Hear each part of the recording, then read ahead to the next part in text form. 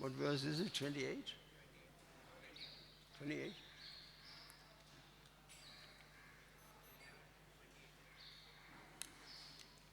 Oh, yes.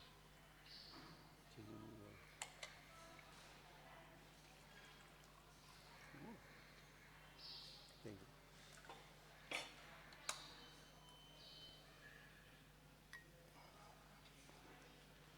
The beautiful colors of the ceiling, pastel colors.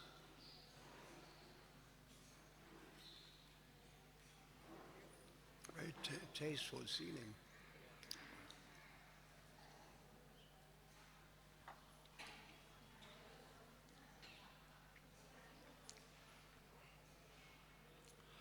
Om Namo Bhagavate Vasudevaya. Om Namo Bhagavate Vasudevaya. Om Namo Bhagavate Vasudevaya.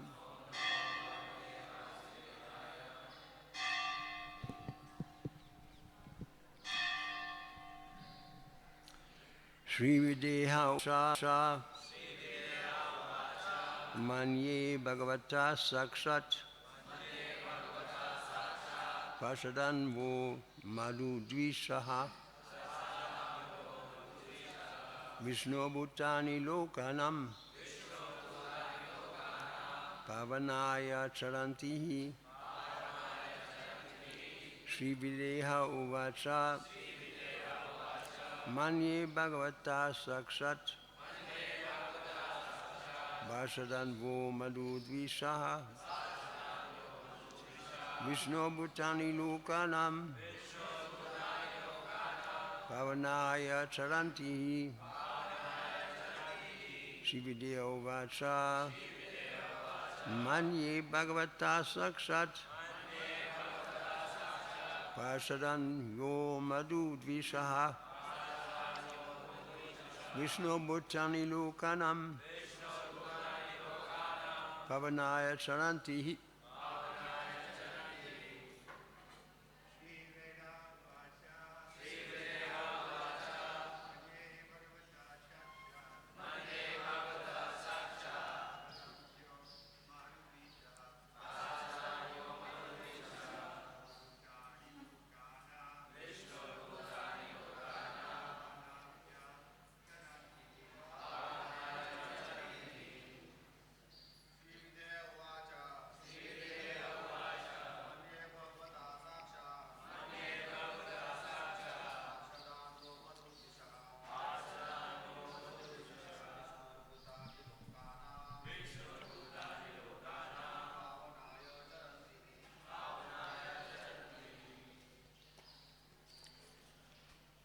Ladies?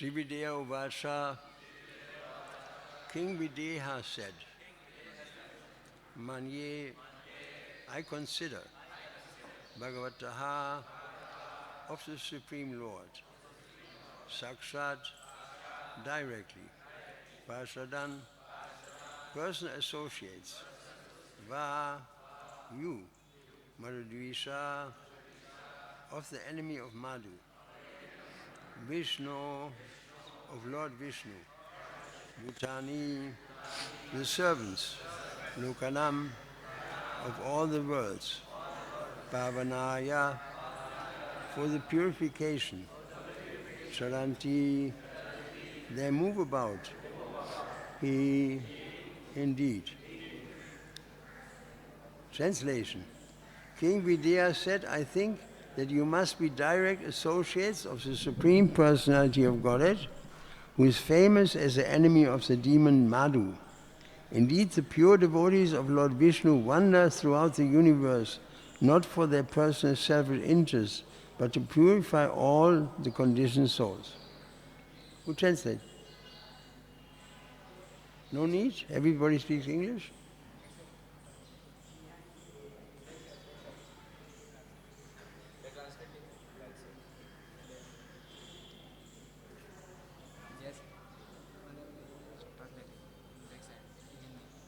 So I can go on?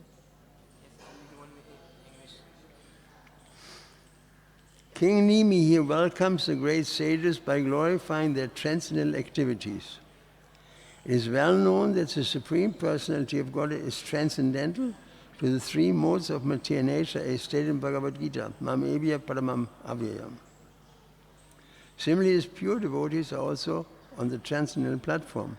When we ask how such transcendental living beings as the associates of Lord Vishnu could be seen within the material world. Therefore it is stated, Pavanaya Charantihi. The associates of Lord Vishnu travel throughout the universe to reclaim the fallen conditioned souls on behalf of Supreme Personality of Godhead. A representative of a governor may be seen moving within the prison house, but it does not mean that the governor's representative has become a conditioned prisoner. It is understood that he is within the prison to negotiate the possible release of those prisoners who have rectified their criminal propensities. Similarly, the devotee of the Lord, of the Supreme Personality of Godhead, called Pavakacharyas, wanders throughout the universe inviting everyone to surrender to Lord Krishna and go back home, back to Godhead, for an eternal life of bliss and knowledge.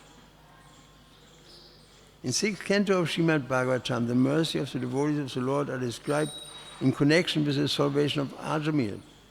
Srila Bhakti Siddhanta Saraswati Thakur has pointed out that the associates of Lord Vishnu are as merciful as the Lord himself. Even though the ignorant members of human society are not interested in approaching the servants of the Lord Vishnu, the devotees, without any false prestige, act to liberate the conditioned souls from their perpetual misfortune. Omagyanti midanda zyagananjana shalakaya. Chakshurumritam inatasmai sigurave namam. Sri Chaitanya Manobishtam Stapitamina Bhutale Swayam Rupa Kadamayam Dadati Swapadantikam. Sri Krishna Chaitanya Prabhu Nityananda Sri Advaita Gadadhara Sri Go Bhaktivinoda. Hare Krishna Krishna Krishna.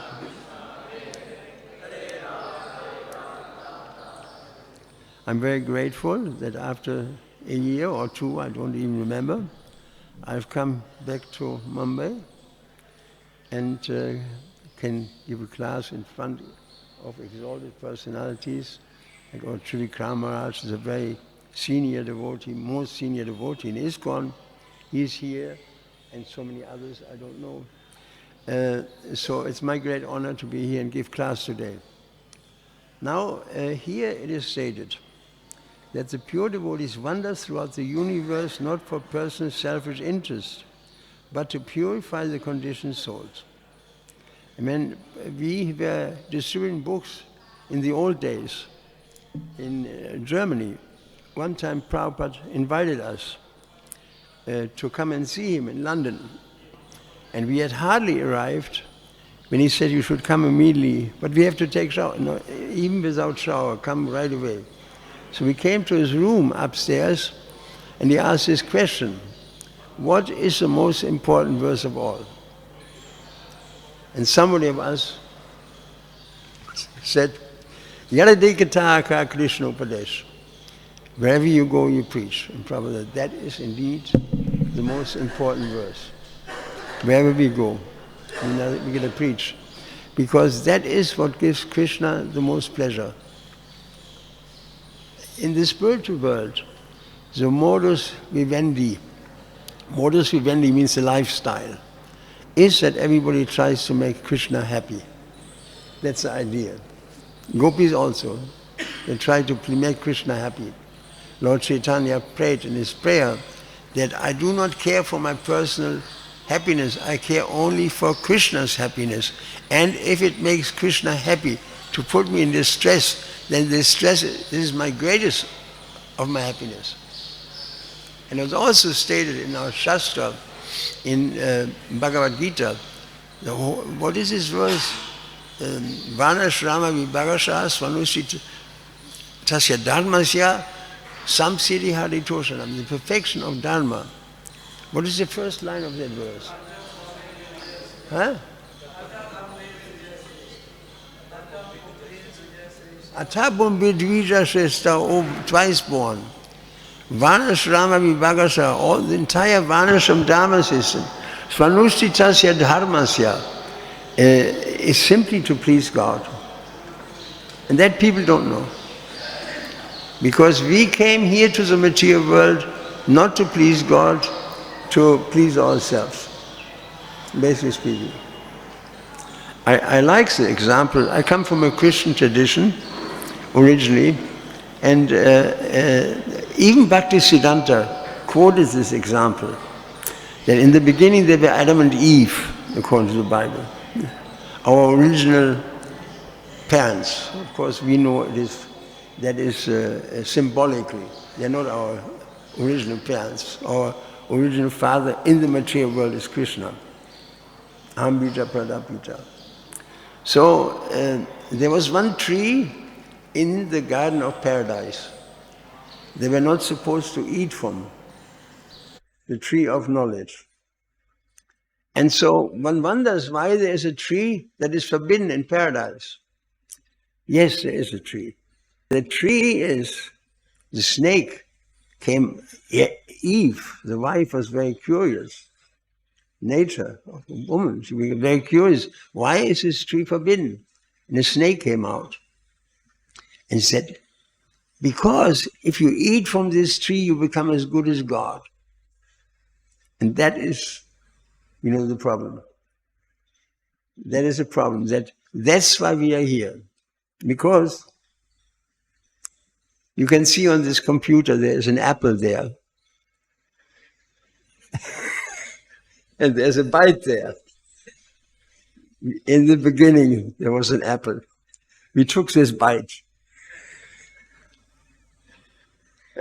And what happened was, immediately Eve became full of lust. Before they didn't know lust. They were innocent. And Adam also. And they fell down from their position. And their love of God turned into lust. Just like milk, by touching lemon, citric acid becomes paneer on one side, or what is it called? Curd. Becomes curd, as we say in India. It becomes curd on one side, on the other side the whey. And you can't reverse it so easily. Not at all you can reverse it. So pure religion means to love God. There's this verse Lord Chaitanya was quoting, Pum Arto Mahan. Prema Pum Arto Mahan. It's the highest position is to love God. And also you find this, even Jesus, he also said you should love your Lord with all your heart, with all your soul, with all your mind, with all your strength. That's Sanatana Dharma. That's what people do in this spiritual world. That's pure teaching. That is what connects us with God. If we love God, we are connected with God. And if we give up this original, pristine relationship of the soul to the Supreme Soul, if it becomes deteriorated by lust, it becomes something else. It's not any more religion. It becomes originally sectarian religion. From there it deteriorates to religious imperialism. In the name of God, I count up to 3. Here's my cane. I count up to 3, and you follow me, or I blow you away. That's religious imperialism.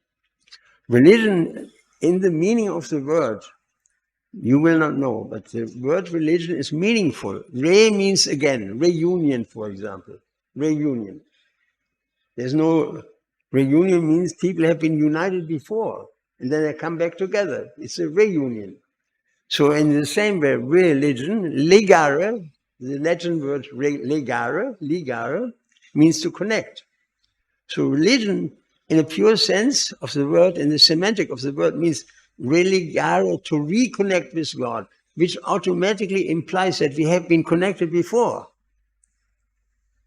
We have been connected before. That's the idea of religion. You reconnect with God through love. It's very simple. I mean, it's black and white. But people think that our life has begun at our conception by our Father in the material world. At least Muslim religion, Christian religion, Jewish religion, they believe that. That's the beginning of our life. No, it isn't. We are eternal. If you don't understand that we are eternal, that means you don't understand anything. Just like if you don't know ABC, you cannot read even a newspaper. What to speak on the internet? You can't do anything. You know, you're a fool. So what is the ABC of spiritual life? Well, it's a basic building block of spiritual life, of spiritual knowledge. Aham Brahmasmi. That I'm pure soul. That's the beginning. Once you understand that I'm a soul, that I'm transcendental to this body, there's no beginning. Like Krishna says, never was a time that I did not exist, nor you, nor all these beings. One who dies, birth is certain. One who is born, death is certain. So many verses Krishna explains in 2nd chapter, the nature of the soul. And he says, some look at the soul as amazing, some describe him as amazing, some hear of him as amazing, and others can't understand. Who is that? Practically outside of Vedic culture, people cannot understand the soul. Even Buddhism, they don't understand the soul. Prabhupada asked this famous Professor Durkheim, he's a Zen Buddhist in Germany. I happen to be the translator right there. He asked, what is your philosophy? And the professor said, well, we believe in reincarnation. So that's true. As you believe in reincarnation, what is traveling at the time of death? What is traveling? What did he say? The mind. Prabhupada said, that's true. Yam yam va pismaran bhavam tyajante antakalivaram, etc. Right? He said, what else? I don't know. Prabhupada said, the mind is just a component of the linga sarira, the subtle body. Gross body is lying there, earth, water, fire, air, ether, it's lying there. It's just chemicals. And people carry in great procession, in solemn procession, this body to the grave. It's just a bag of chemicals. There's nothing, I mean, graveyards are actually useless. They should be turned into public parks. Because what it is, it's just deposits of dead matter.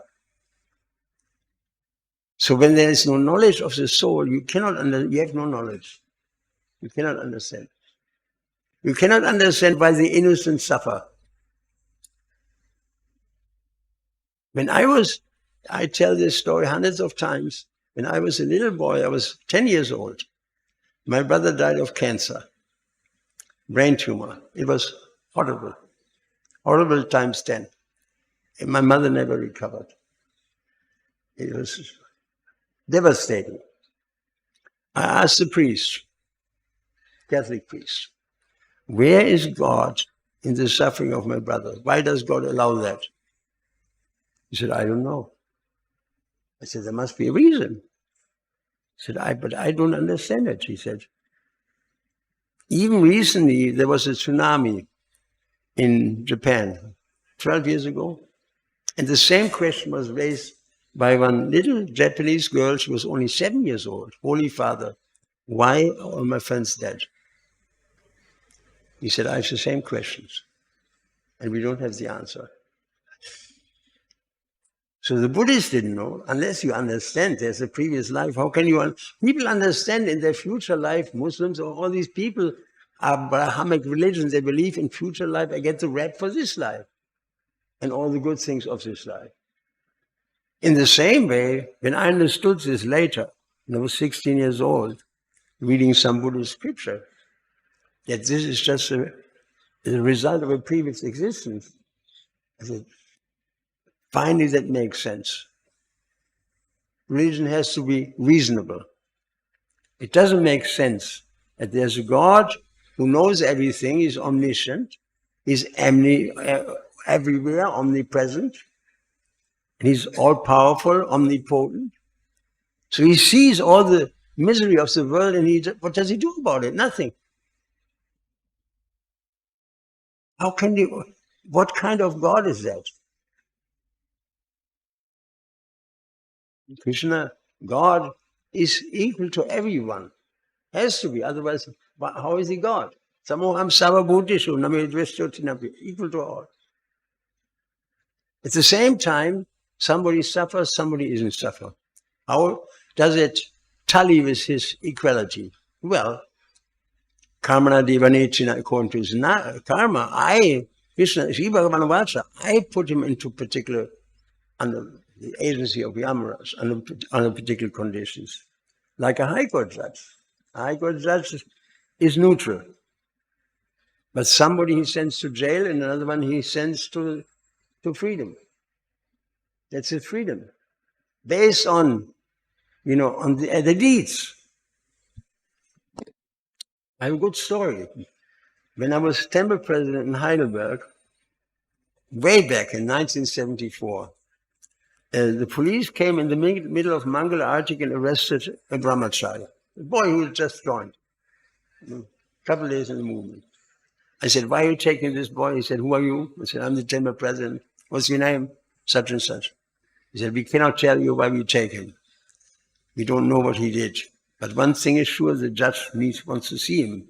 He's running away from the judge.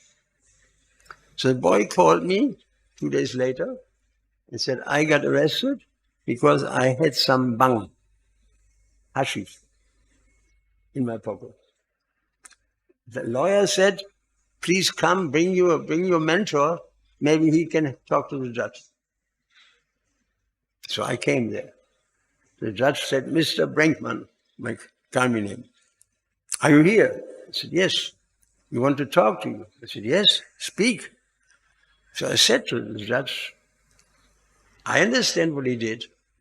He had some hashish. For that there's a jail sentence. I understand.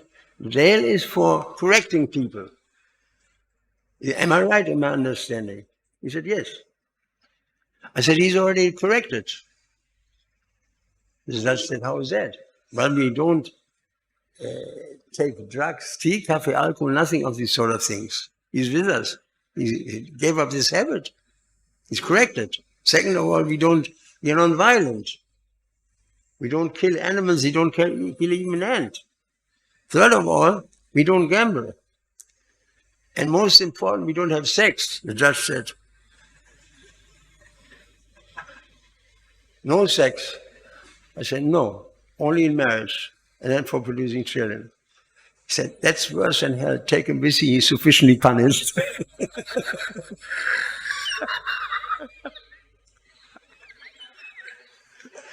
Inconceivable for the materialist, life without sex. It actually convinced me the most when I read the Upanishad. To the date, almost last couple of days ago was New Year Day. So 28 of I got that book. I read, and when I read the four-related principle, no illicit sex, I said, that is the theory, that's hardcore. I said, this is a hardcore spirituality. I want to join that. That's for me.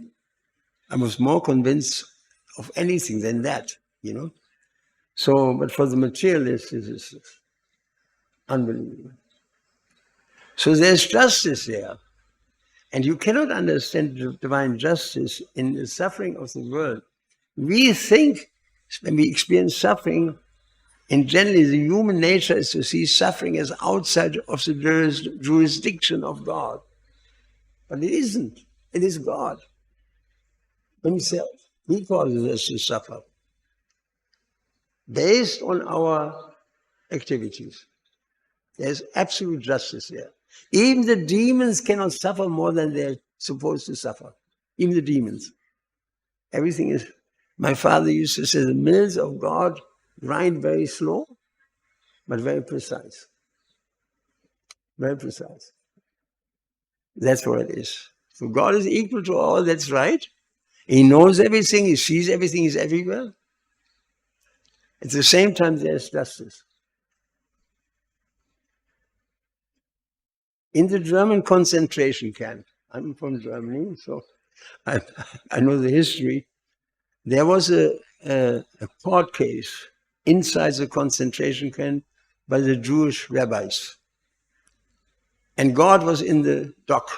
He was accused of cruelty towards the Jewish people in the concentration camp. And so they tried to find out what is his fault. And so they came to the conclusion, God is innocent. Either he knows what's going on here, but he has no power to change it. Or he has the power to change it, but he doesn't know what's going on. That was their conclusion, to let God off the hook. But the fact is, this is, how do you say, that's a cop-out. It's a cop-out. God knows everything. He's everywhere, at every moment.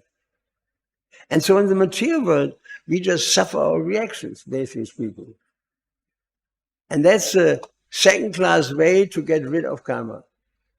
Just like when you go to jail, you stole, you beat your wife, or whatever, you go to jail, you sit in jail for a couple of months or years or whatever, and then you're free. You paid the bill.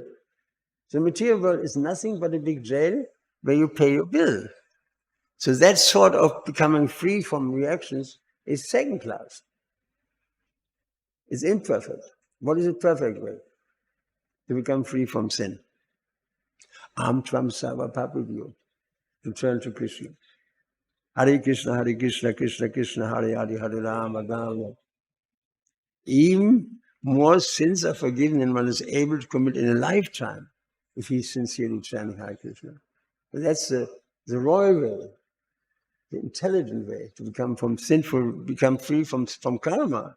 Ham tvam sava papabhyo. Krishna has all karma if you turn to him.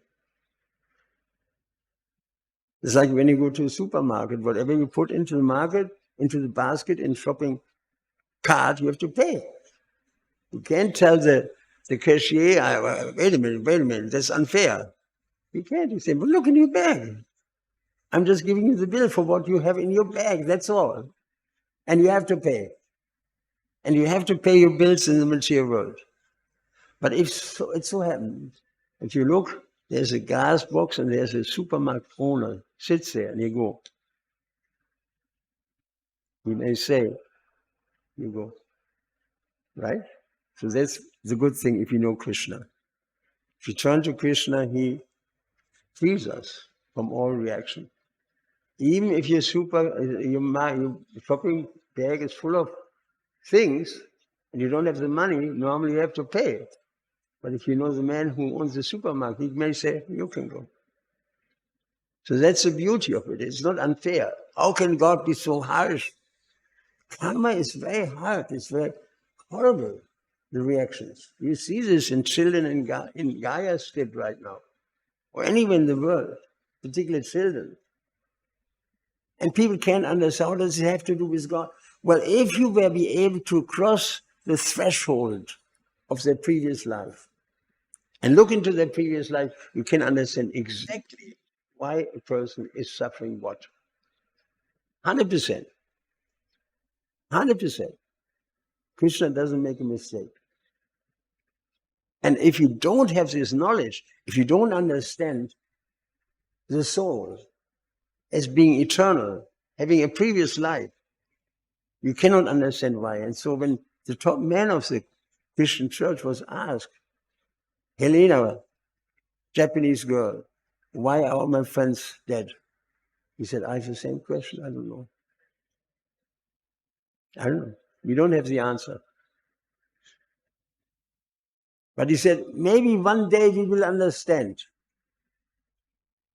And that's true. What do you have to do? You go to the next temple, Hare Krishna temple, you buy yourself Bhagavad-gita, sit down, read the second chapter, and you're all set. Right? It's very simple. It's black on white. But people don't do that. And even if they have the book, they don't understand it. They don't read it, you know. Why don't people read our books? What is the answer? Even if they have them at home. Meat eating. Meat eating. Meat eating is so averse to Krishna. Killing animals. Prabhupada said, unless the soul is seen in all creatures, the world will never find peace. The world will never find peace. There is the Russian author Tolstoy. He said that as long as there are war fields, as long as there are slaughterhouses, there will be war fields. There will be war. I read today or the other day, yesterday, when Maharaj Parikshit was the king of the earth, he was a righteous king. So there was no war, there was no famine, there was no pandemic, there was no hunger, nothing, no thirst. Everything was perfect because the king was perfect. The citizens were acting under the king perfectly. So everything, there's perfect arrangements there to manage this world perfectly so that everybody can go. But our leaders are corrupt or dumb, or crooked. So Prabhupada, he was so merciful, he came. That Prabhupada came to the Western world was not for free. I was told by one godbrother of Srila Prabhupada that when he was lying in Yada Damodar, he was so poor that he didn't have a blanket, he was lying on a straw mat in winter. I mean, I'm fleeing. Why I'm here? Because Vrindavan is too cold for me.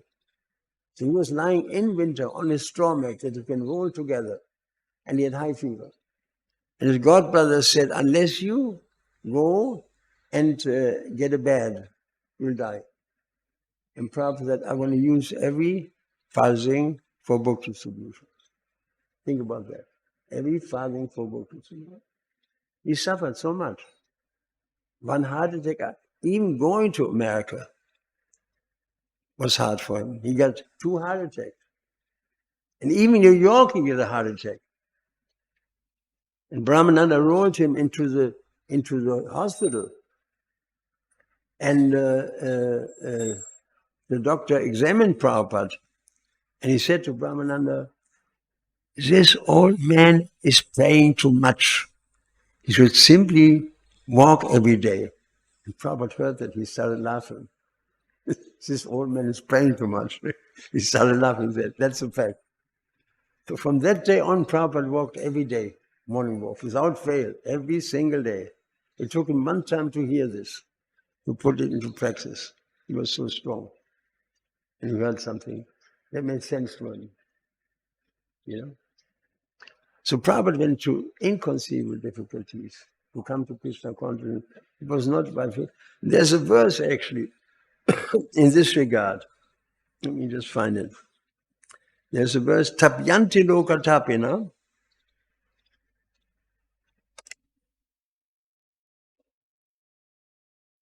What happened to my...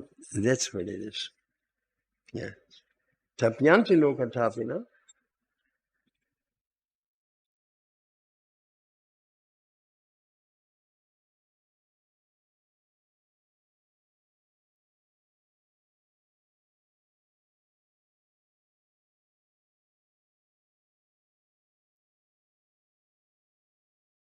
One second.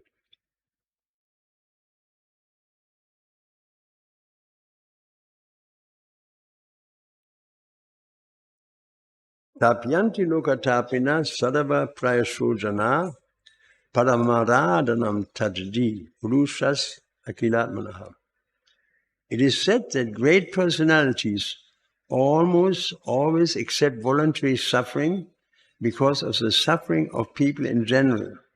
This is considered to be the highest method of worshipping the Supreme Personality of Godhead who is present in everyone's heart. So as it says in this verse, these people, these devotees, they go all over the world, all over planets, the whole universe to preach Krishna consciousness. And Prabhupada says here's an explanation of how those engaged in the activities for the welfare of others are very quickly recognized by the Lord. The Lord says in Bhagavad-gita, Yaidam paramam bhuyam matpaktesha vadasyati. One who preaches the message of Bhagavad-gita to my devotees is most dear to me. No one can excel him and satisfy me in worship. That's what Krishna says. Yadam paramam bhuyam. And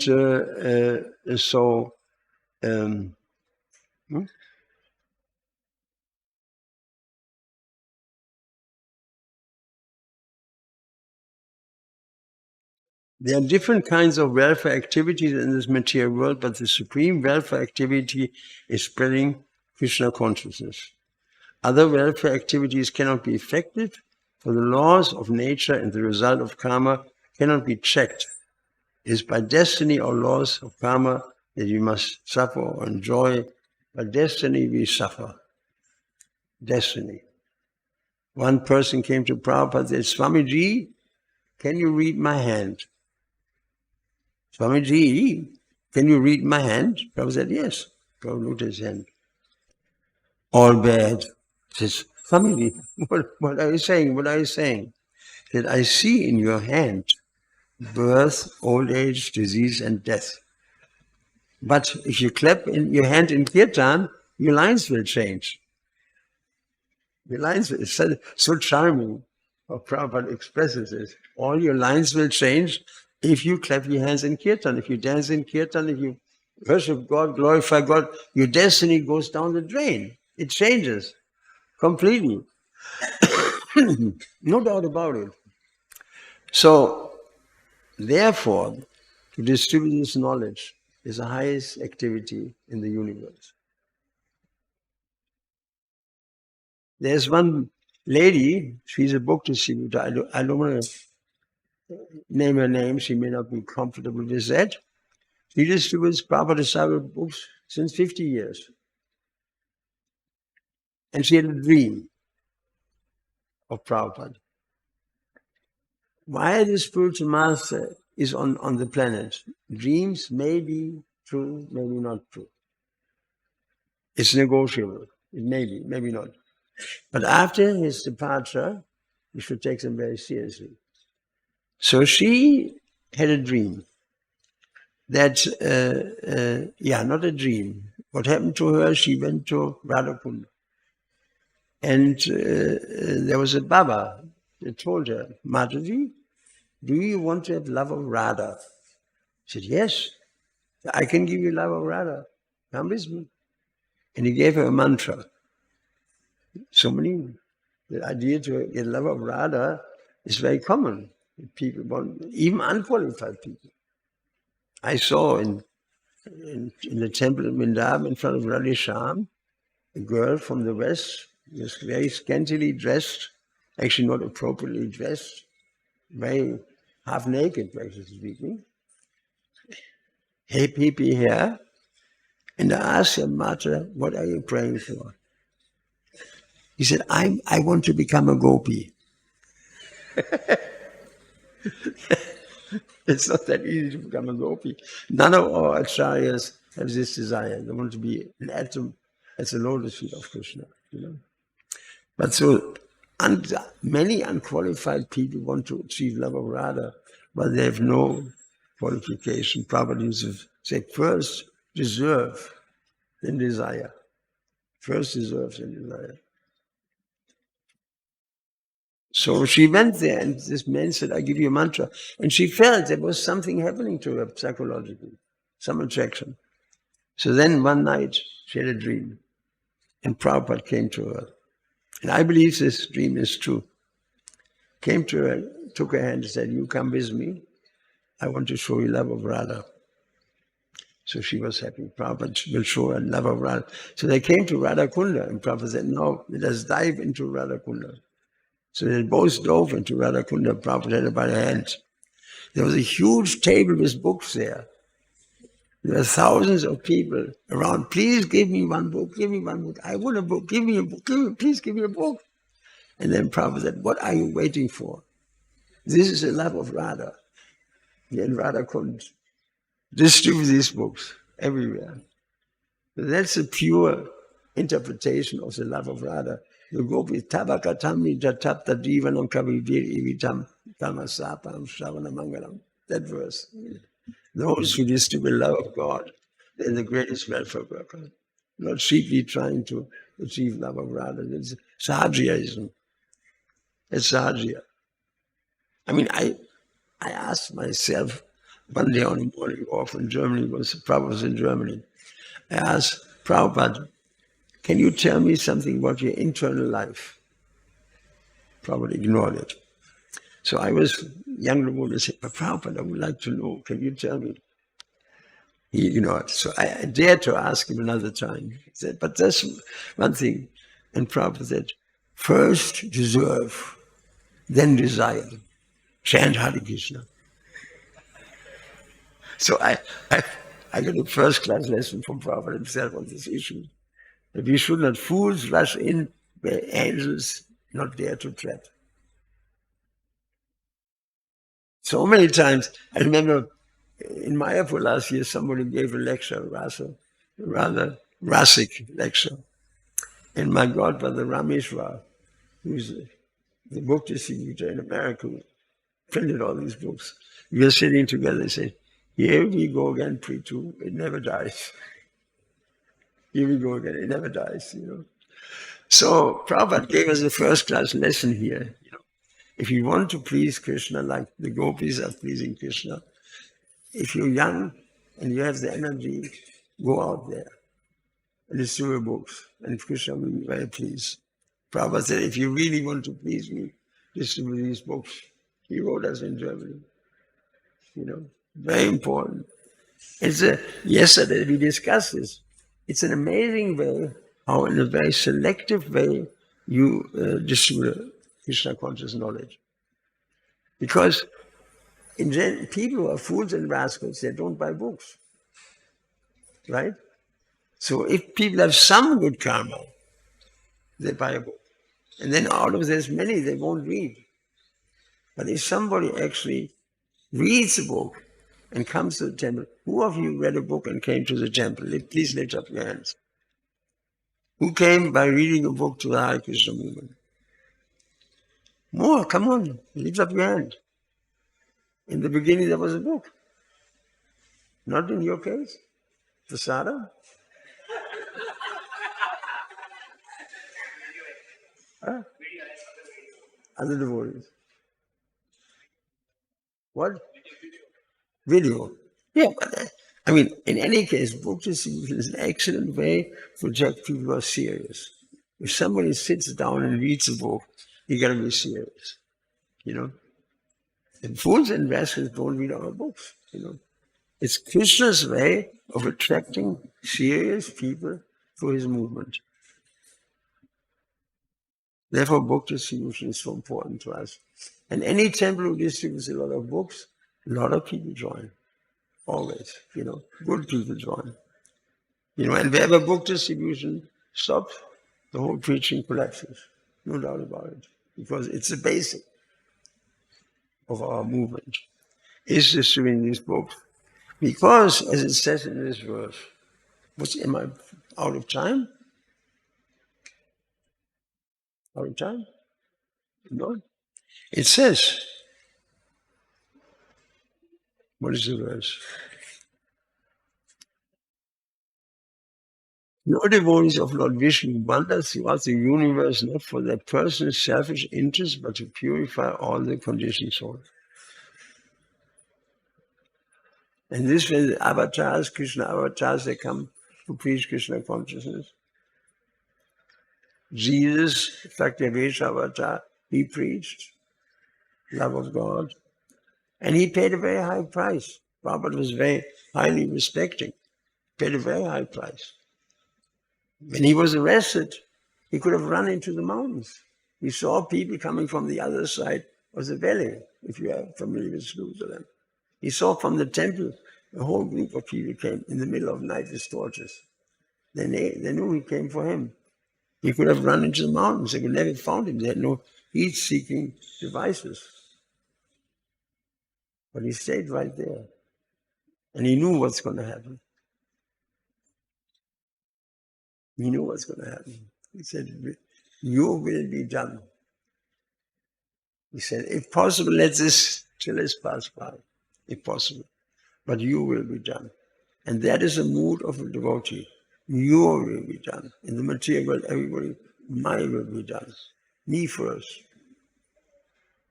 The whole material creation is full of people, me first, me first, me first. That's what it is. My sense gratification first. Even when we have to die, sense gratification. One time I drove a car and there was a dog with another dog and they were doing it right on the street. And they saw the car coming and they didn't run away. They just looked at the car and did not stop having sex up to the point of death. And I drove over them. They were so fascinated or so involved to gratify their senses that they rather died than stopped having sex. It's a very gross but very graphic example. Up to the point of death. And you see these big stars in the material world, big rock stars. If you look on one side, they're brilliant in the way how they sing. They have a lot of people in the way how they dance. But inside they're completely debauched. We see only the great side. If you look into their private life, absolutely disgusting. And they don't change. Even at the point of death, I mean, they're dying at the moment. At the last moment, they're singing, pretending this dream, propagating this dream, this lie, that I'm this body, up to the end, and go to hell. This is a material life. So we are very fortunate that some other Srila Prabhupada came to us in his movement. Without the movement, none of you would be here. Our Giriraj and the devotees here, they suffered tremendously to establish this temple. It didn't come for free. And our temples in the Western world also, they didn't come for free. It was hard work. And so it becomes successful gradually. Hare Krishna. Do you have any questions?